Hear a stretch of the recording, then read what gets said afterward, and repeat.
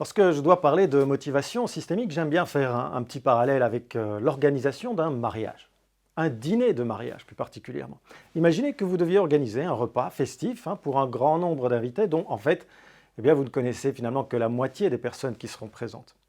Et votre performance sera de vous assurer que tout le monde s'amuse, qu'il n'y a pas d'excédent, pas de perte et que vous maîtrisez le budget. Alors pour cela, vous avez deux leviers: l'organisation des tables et le choix du menu. Pour le menu, il est finalement impossible de connaître exactement les goûts, les préférences, les allergies de chacun. Eh bien, c'est un peu la même chose dans un département. Il est très difficile, voire impossible, de connaître les motivations privées et professionnelles de tout le monde, séparément, individuellement. Alors pour l'organisation des tables, la gestion des services est horrible si vous envisagez une grande table avec tout le monde autour. Il y aura toujours quelqu'un qui ne sera pas servi, qui sera oublié ou qui aura demandé de l'eau et qui l'attendra depuis plus d'une demi-heure. On remarque que c'est à peu près la même chose en entreprise. On rencontre souvent des personnes qui sont isolées.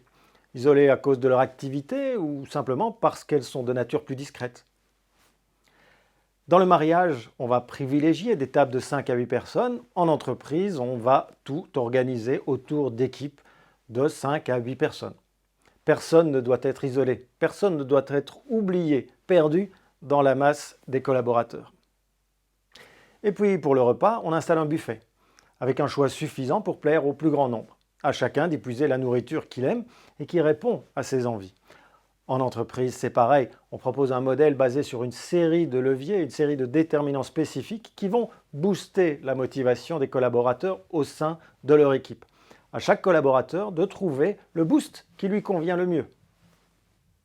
Durant cette formation, nous allons comprendre la mécanique qui stimule la motivation et plus particulièrement la mécanique systémique. Surtout, nous allons nous intéresser aux 3 leviers les plus efficaces, les plus puissants. Les 3 leviers indispensables pour que tout le monde au sein de l'entreprise soit motivé, pour que tout le monde prenne plaisir à faire son job et donc pour que tout le monde soit performant. Car la performance des équipes, le plaisir des individus et la pérennité des entreprises, voilà bien les 3 objectifs de la motivation systémique.